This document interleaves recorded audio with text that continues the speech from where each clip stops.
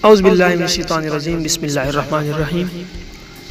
جیسا کہ آپ سب جانتے ہیں کہ میں آپ کے سامنے آج ایک نیو ٹاپک کے ساتھ حاضر ہوا ہوں، اور یقیناً میں آپ کا ٹائم ضائع نہیں کروں گا، سیدھا اپنے ٹاپک کی طرف چلوں گا۔ اور اس سے پہلے اگر کوئی بھائی میرے چینل پر نیو ہے تو پلیز میرے اس چینل کو سبسکرائب کیجئے اور بیل آئیکن کو بھی ضرور پریس کیجئے، کیونکہ ہم روز بروز نئی سے نئی ویڈیو جو نالج سے بھرپور ہوتی ہے وہ اپلوڈ کرتے رہتے ہیں، اور آپ کی اس سے آگاہی حاصل کرنا بہت ہی ضروری ہے۔ حضرت حوا کے حمل میں ایک لڑکا اور ایک لڑکی پیدا ہوئے تھے، اور ایک حمل کے لڑکے کا دوسرے حمل کی لڑکی کے ساتھ نکاح کیا جاتا تھا، اور چونکہ آدمی صرف حضرت آدم علیہ السلام کی اولاد میں منحصر تھے اس لیے منحقق کی، اور کوئی صورت ہی نہ تھی۔ حضرت آدم علیہ السلام کے گھر ایک حمل میں قابیل و اکلیمہ پیدا ہوئے، اور دوسرے حمل میں حابیل و یہودا پیدا ہوئے۔ قابیل کی بہن اکلیمہ حابیل کی بہن یہودا سے زیادہ خوبصورت تھی۔ حضرت آدم علیہ السلام نے اسی دستور کے مطابق قابیل کا نکاح یہودا سے جو حابیل کے ساتھ پیدا ہوئی تھی، اور حابیل کا نکاح اکلیمہ سے جو قابیل کے ساتھ پیدا ہوئی تھی کرنا چاہا۔ قابیل اس پر راضی نہ ہوا، چونکہ اکلیمہ زیادہ خوبصورت تھی، اس لیے اس کا طلبگار ہوا۔ حضرت آدم علیہ السلام نے فرمایا کہ وہ تیرے ساتھ پیدا ہوئی ہے، لہذا تیری بہن ہے، اس کے ساتھ تیرا نکاح حلال نہیں۔ وہ کہنے لگے، یہ آپ کی اپنی رائے ہے، اللہ کا یہ حکم نہیں ہے۔ آپ نے فرمایا تو تم دونوں قربانیاں لاؤ، جس کی قربانی مقبول ہو جائے وہی اکلیمہ کا حقدار ہے۔ اس زمانے میں جو قربانی مقبول ہوتی تھی آسمان سے آگ اتر کر اس کو کھا لیتی تھی۔ قابیل نے ایک انبار گندم کا اور حابیل نے ایک بکری قربانی کے لیے پیش کی۔ آسمانی آگ نے حابیل کی قربانی کو لے لیا اور قابیل کی گندم کو چھوڑ دیا۔ اس پر قابیل کے دل میں بغض و حسد پیدا ہو گیا۔ حضرت آدم علیہ السلام حج کے لیے مکہ مکرمہ تشریف لے گئے تو قابیل نے حابیل سے کہا، میں تجھ کو قتل کر ڈالوں گا۔ حابیل نے پوچھا، کیوں؟ آپ ایسا کیوں کرو گے؟ وہ کہنے لگا، اس لیے کہ تیری قربانی مقبول ہوئی، میری ذلت ہوئی، یعنی وہ حسد کے گڑھے میں گر چکا تھا۔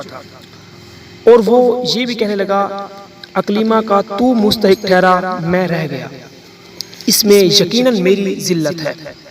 حابیل نے کہا، تو اگر مجھے قتل کرنے کو ہاتھ اٹھائے گا تو میں تجھے قتل کرنے کے لیے ہرگز ہاتھ نہ اٹھاؤں گا، میں تو اللہ سے ڈرتا ہوں۔ قابیل نے آخر حابیل کو قتل کر دیا۔ پھر وہ اس قتل کو چھپانے کے لیے حیران ہوا کہ لاش کو کیا کرے، کیونکہ اس وقت تک کوئی انسان مرا ہی نہ تھا۔ مدت تک لاش کو اپنی پیٹھ پر لادے پھرا تو اللہ نے اسے دو کوے دکھائے،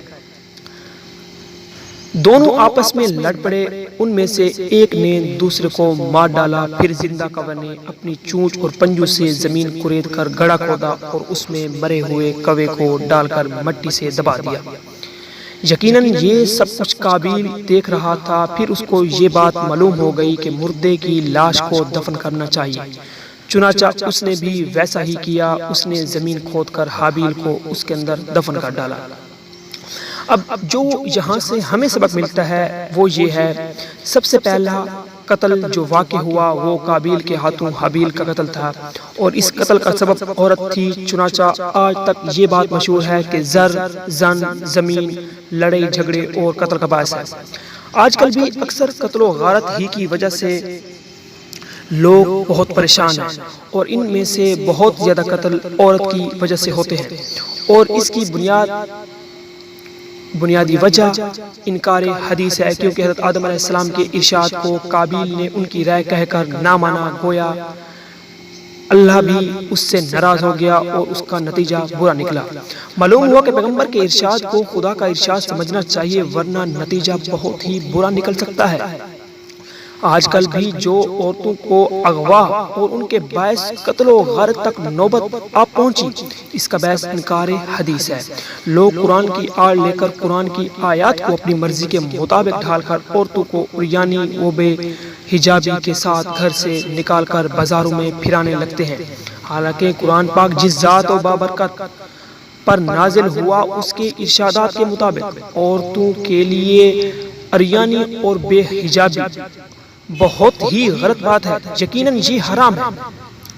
غیروں سے ہاتھ ملانا ہرگز جائز نہیں۔ حضور نے عورتوں کو نماز پڑھنے کے لیے بھی یہ درس دیا، وہ اپنے گھر میں نماز ادا کریں۔ اس کے ساتھ ساتھ اللہ نے عورتوں کو قرآن کے لیے بھی اتنی اجازت نہیں دی کہ ان کی آواز گھر سے باہر نکلے۔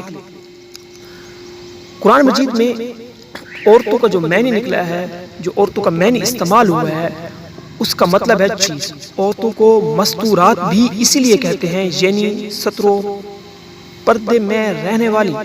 لیکن آج کل میں نے لکھا ہے یہ عورت تھی کبھی خاتون خانہ، مگر اب شمع محفل ہے کلب میں۔ وہ عورت جو کہ تھی سرتاپا عورت نظر آتی ہے اب سب کو سب میں۔ اور اپنی ماڈرن مسلمی میں یہ بات بھی میں بتاتا جاؤں، کہہ دیا ہے ماڈرن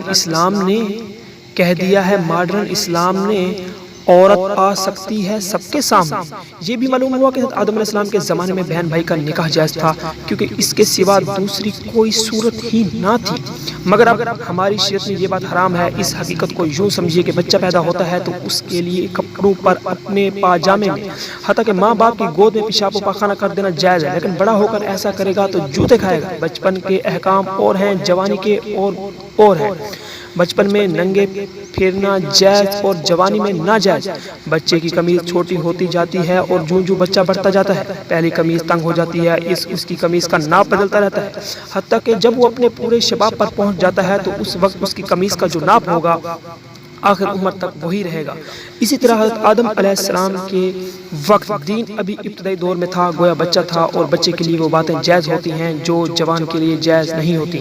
یہ بچہ جو جوان ہوتا رہا اس کی قمیض کا ناپ یعنی شریعت بھی بدلتی رہی، یہاں تک کہ جب یہ اپنے عالم شباب پر پہنچا اور حضرت صلی اللہ علیہ وسلم تشریف لائے تو خدا نے فرما دیا الیوم اکملت لکم دینکم واتممت علیکم نعمتی، یعنی آج میں نے تمہارے لیے تمہارا دین کامل کر دیا اور اپنی نعمت کو تم پر تمام کر دیا۔ گویا اب یہ دین اپنے شباب کو پہنچ چکا ہے، اور اب جو شریعت حضور اکرم صلی اللہ علیہ وسلم لے کر آئے ہیں، جس طرح عالم شباب کی قمیض کا ناپ آخر تک باقی رہتا ہے، اسی طرح اب یہ شریعت قیامت تک باقی رہے گی۔ اب اس شریعت میں تبدیلی کی حاجت نہیں رہی، اور اس لیے حضور اکرم صلی اللہ علیہ وسلم کے بعد اب کوئی بھی نبی نہیں آ سکتا، کیونکہ اب کسی نبی کی ضرورت ہی نہیں رہی۔ لہذا اب جو حضور صلی اللہ علیہ وسلم کے بعد نبوت کا دعویٰ کرے وہ جھوٹا ہے۔ ہمارے حضور اکرم صلی اللہ علیہ وسلم کی یہ شان ہے کہ حسینوں میں حسین ایسے کہ محبوب خدا ٹھہرے، رسولوں میں رسول ایسے کہ ختم الانبیاء ٹھہرے۔ والسلام۔